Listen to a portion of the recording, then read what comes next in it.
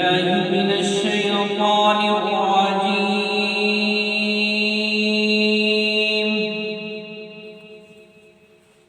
بسم الله الرحمن الرحيم.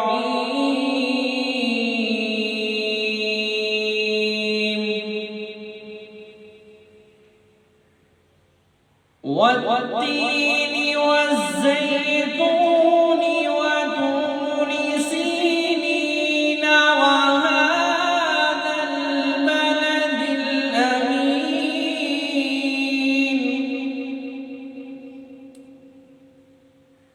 لقد خلقنا الإنسان في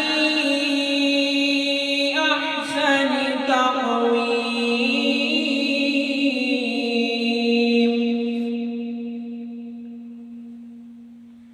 ثم رددناه